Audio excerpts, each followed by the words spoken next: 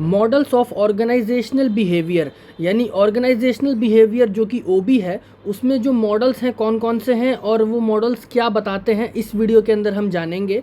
और ये video MBA, BBA, MCom, BCom या जितने भी दूसरे कोर्सेज हैं जहाँ पर ऑर्गेनाइजेशनल बिहेवियर पढ़ाया जाता है, उन सभी के लिए इक्वली इम्पॉर्टेंट है।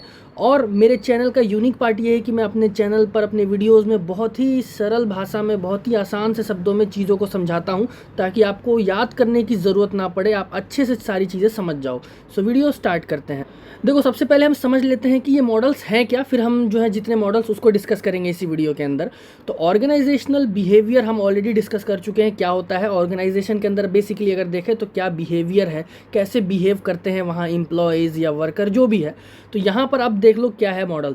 तो organisational behaviour models are frameworks, ये फ्रेमवर्क्स हैं that explain how managers and employees interact with in an organisation. ये मॉडल एक फ्रेमवर्क है जो बताते हैं कि कैसे मैनेजर्स और जो एम्प्लॉय हैं वहाँ जो काम करते हैं ऑर्गेनाइजेशन में, वो कैसे एक दूसरे से इंटरेक्ट करते हैं, कैसे मिलते हैं, कैसे मैनेजर अपना काम करवाता है ऑर्गेनाइजेशन का।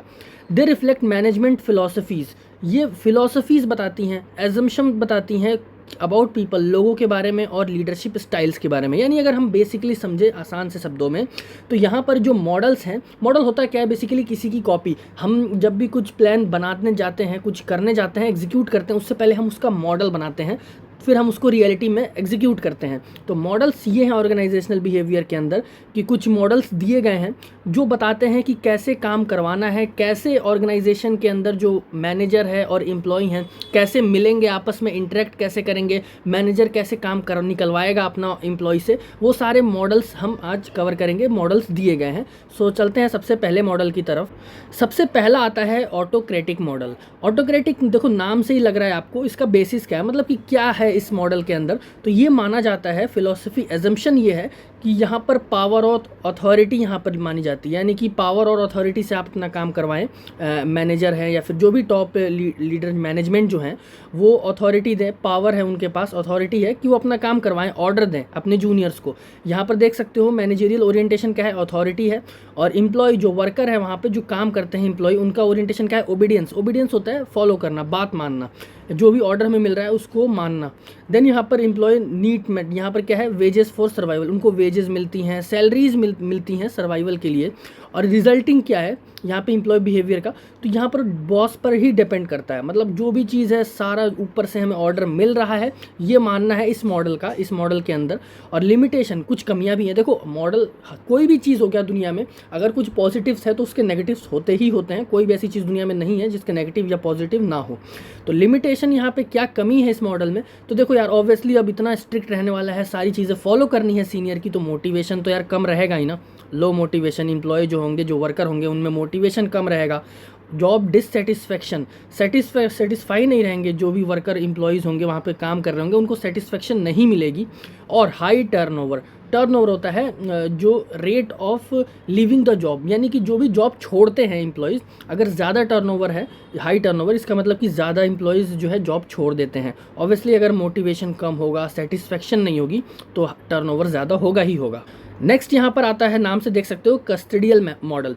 यहाँ पर इसका बेसिस ये है, मतलब इसका क्या एजम्पशन है, economic resources, benefits and job security की बात करता है ये। वो मॉडल अलग था, वो अथॉरिटी एंड पावर की बात कर रहा था ऑटोक्रेटिक। यहाँ पे जॉब सिक्योरिटी की बात होती है और बेनिफिट्स की बात होती है। यहाँ मैनेजेरियल ओरिएंटेशन क्या है, यहाँ पर है कि मनी एंड, जहाँ पे मनी प्रोग्राम किया जाए, वेलफेयर, जो भी एम्प्लॉयज़ हैं उनको जो है अच्छे से अच्छा यहाँ पर पैसा ऑफर किया जाए, उनके वेलफेयर प्रोग्राम्स होते हैं उनकी भलाई के लिए, सपोज़ उनके लिए अगर इंश्योरेंस करवा दिया उनकी सिक्योरिटी के लिए, वो सारा इसके अंदर आता है। एम्प्लॉय ओरिएंटेशन क्या है उसमें, तो देख सकते हो सिक्योरिटी एंड बेनिफिट्स आपको मिलते हैं देखने के लिए एम्प्लॉयज़ को, और यहाँ पर सिक्योरिटी बेसिक होता है इस मॉडल के अंदर।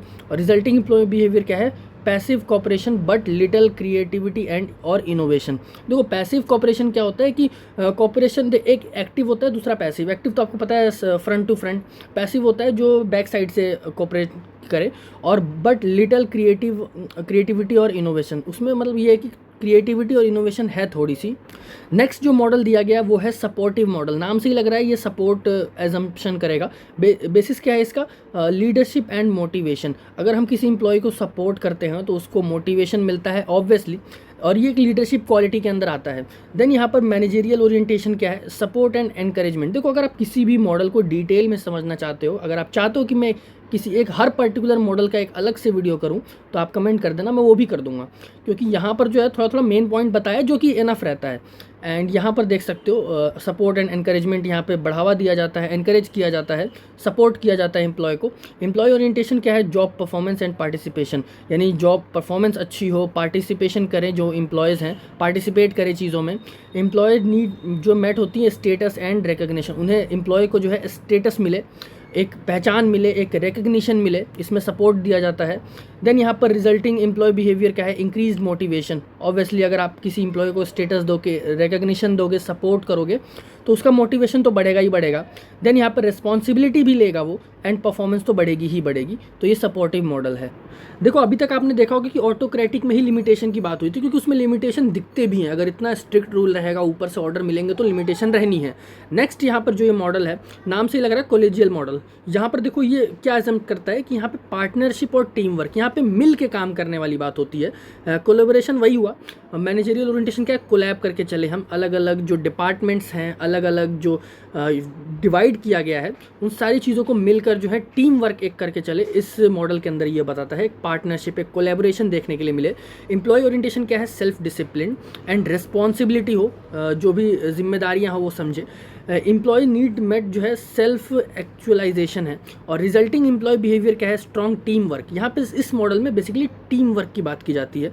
Enthusiasm and moderate performance. देखो मॉडरेट परफॉर्मेंस क्यों, हमने पिछले मॉडल में पढ़ा कि हाई परफॉर्मेंस रहती है, क्योंकि वहाँ पे आप सिंपली टीम वर्क नहीं था, उसके अंदर आपको जो है किया जाता है, आपको प्रमोट किया जाता है, आपको जो है यहाँ पर मोटिवेट किया जाता है, जो पिछला मॉडल पढ़ा है। तो उसके अंदर आप प्रोडक्टिविटी और हाई परफॉर्मेंस भी उम्मीद करते हो एम्प्लॉयज से, बट इसमें टीम वर्क है तो इसके अंदर मॉडरेट परफॉर्मेंस रहती है।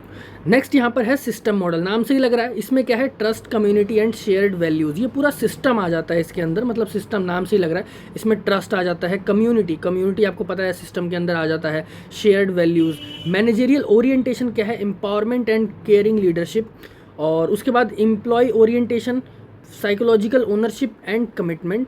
उसके बाद यहाँ पर एम्प्लॉयज नीड मेट क्या है, मीनिंग क्या है, पर्पस क्या है एम्प्लॉय का, एंड पर्सनल ग्रोथ पे भी ध्यान दिया जाता है एम्प्लॉय के। जो एम्प्लॉय है उसका खुद का भी ग्रोथ हो, उसको ट्रेनिंग प्रोग्राम्स दिए जाएँ, उनको काफ़ी सारी चीज़ें उनको सिखाई जाएँ। और यहाँ पर उनका पर्पस क्या है, उनका मीनिंग क्या है, वो सारी चीज़ें इसके अंदर आती हैं। इसमें सिस्टम में ये है कि बेसिकली हम जो है चीज़ों का ख्याल रखते हैं, उनके जो भी ग्रोथ हो गया और केयर, हम उनका केयर करते हैं, एम्पावरमेंट हो गया, ट्रस्ट हो गया, हम इस सब चीज़ों पे ध्यान देते हैं इस मॉडल के अंदर। और रिजल्टिंग एम्प्लॉय बिहेवियर क्या होगा, ऑब्वियसली पैशन होंगे, क्रिएटिविटी पे ज़्यादा होगी इसके अंदर। और यहाँ पर अगर हम पर्सनल ग्रोथ पे किसी के ध्यान देते हैं एम्प्लॉय की, तो क्रिएटिविटी बेसिकली हाई होगी, हाई कमिटमेंट होगा। और long term growth, long term growth ये हो गया कि देखो यार कोई आपके साथ अच्छे रिलेशनशिप, अच्छे आप सब एथिक्स की बात हो जाती है इस मॉडल के अंदर, तो लॉन्ग टर्म ग्रोथ होता ही होता है। तो ये 5 मॉडल थे बेसिकली। और यहाँ पर अगर आप चाहते हो डिटेल में अगर समझाऊँ हर मॉडल की, तो अलग से एक वीडियो करूँ हर मॉडल पे, तो आप कमेंट कर सकते हो, मैं वो भी कर दूंगा। बाकी इससे पहले और भी वीडियोस मैंने कर रखी हैं, ऑर्गेनाइजेशनल बिहेवियर की भी, मार्केटिंग, अकाउंट्स की, इन सब की भी। तो जितने भी मैनेजमेंट और कॉमर्स के सब्जेक्ट्स हैं, सारे टॉपिक्स मैं आपको कवर कर दूंगा इस चैनल पे। सबकी अलग अलग प्लेलिस्ट है, तो एक बार जाकर ज़रूर चेक करना। और काफ़ी न्यू चैनल है, तो यार आपका सपोर्ट चाहिए, तो सब्सक्राइब करके बेल आइकन प्रेस करो और लाइक ज़रूर करना। मिलते हैं नेक्स्ट क्लास में।